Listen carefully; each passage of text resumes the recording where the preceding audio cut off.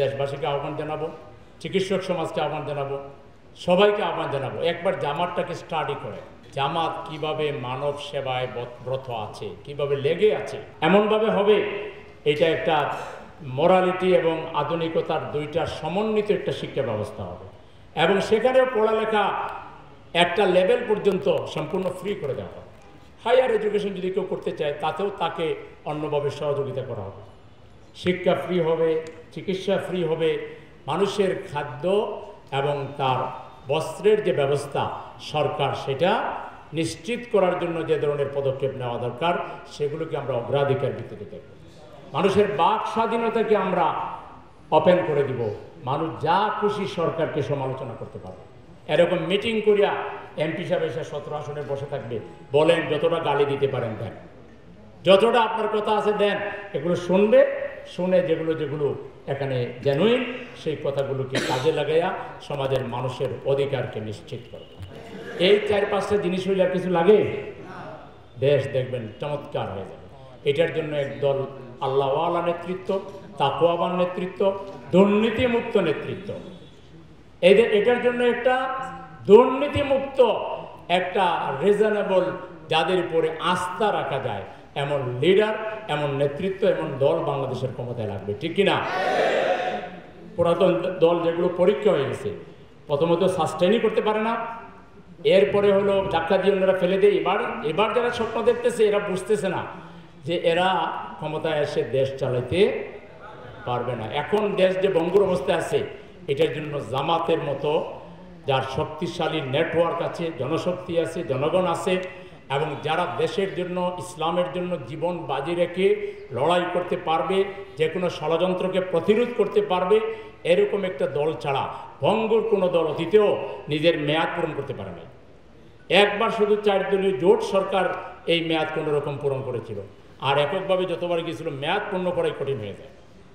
আর নিজের মধ্যে তো কামড়াকামড়ি, প্যাকেট নিয়েও কামড়াকামড়ি, বসা নিয়েও কামড়া, দেখেন আমাদের এখানে সিট খালি, সামনেও সিট খালি, বসা নিয়ে কোনো কামড়াকামড়ি নাই, প্যাকেট নিয়েও কামড়াকামড়ি, বসা নিয়েও কামড়াকামড়ি, ছবি তোলা নিয়েও কামড়াকামড়ি, বক্তৃতা নিয়েও কামড়াকামড়ি, সব নিয়ে কামড়াকামড়ি। যে দল নিজ দলের উপরেই নিয়ন্ত্রণ আরোপ করতে পারে না, সে জাতির উপরে, জনগণের উপরে কিসের নিয়ন্ত্রণ আরোপ করে? নিজ দলের হাতে নিজ দলের প্রায় 150-200 লোক মারা গেছে। নিজ দলের হাতে যেখানে দলীয় কর্মী নিরাপদ থাকে না, সেখানে জনগণ নিরাপদ থাকবে, অন্য দলের লোক নিরাপদ থাকবে কীভাবে? সুতরাং খুব ভেবে চিনতে আমাদেরকে সামনে পা ফেলতে হবে, নির্বাচন সুষ্ঠু করতে হবে। সুষ্ঠু নির্বাচন হলে এবং পিয়ারের ভিত্তিতে নির্বাচন হলে তাদের ক্ষমতায় যেহেতু আসার কোনো সম্ভাবনা নু আলিফ জবর না, নু খালা জবর না, এই জন্য তারা পিয়ার চায় না। পিয়ারের ভিত্তিতে নির্বাচনে আসেন, দেখি মিয়া সাহেবরা আপনাদের ভোট কেমন আছে, ঠিক আছে কিনা?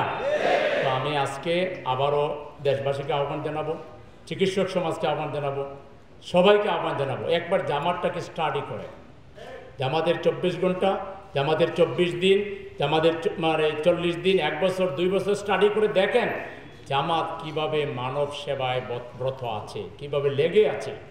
শুধুমাত্র মানুষের কল্যাণ, দেশের কল্যাণ, দেশের কল্যাণ নিয়েই জামাতের লোকেরা লেগে আছে। এই পকেটে টাকা, এই 1 কোটি টাকা যে ডাক্তার খালিদ সাহেব ব্যবস্থা করলো, এইটা উনি ওনার নির্বাচনের কাজে লাগাইতে পারতো না? এই 1 কোটি টাকার নির্বাচনে না মানুষকেই দিল, ধরেন ওই মানুষকে ডেকে ডেকে কাউরে 5,000, 2,000, 10,000 মানুষ বাবা দিত, হ্যাঁ খালিদ সাহেব খুব ভালো দানবীর, পারতো না এটা? আর 10টা মিডিয়া শো করতে পারতো না? 10 লাখ করে যদি একদিন বিতরণ করতো তাও তার 10 দিন লাগতো, আর 1 লাখ করে লাগলে কতদিন লাগতো?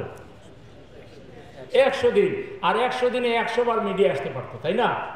তার মানে জামাতের কাছে এই দান্দা ফান্দা এগুলো নাই। জামাত হইল চিন্তা করছে যে ক্যান্সার একটা জটিল রোগ, এখানে মানুষ অনেক বেশি চিকিৎসার জন্য মানুষ হাহাকার করে, তাহলে এখানে যদি একটু মেশিনারি যে কিছু কাজ হয়, চিকিৎসাটা যদি ভালো হয়, তাহলে এইভাবে এখানে টাকাটা এখানে দিয়ে দেওয়া হলো। তা আপনারা জামাত ইসলামের জন্য দোয়া করবেন। জামাতের বিরুদ্ধে কত কথাবার্তা, তাইলে নারীদের বোরকা পরে এসব মাইরে ফেলাইবে, তাইলে এটা আফগানিস্তান হবে না পাকিস্তান হবে, তারপরে কত কিছু আর ফালতু যত সব কথাবার্তা আছে, এইগুলো দিয়ে জামাতকে বিভ্রান্ত করার চেষ্টা করে। সুবিধা হইল এখনকার মানুষ অত বোকা না, মানুষ এসব কথার অর্থ কি এগুলো সব বোঝে এবং ইনশাআল্লাহ ভোটের মাধ্যমে সব জবাব দেবে।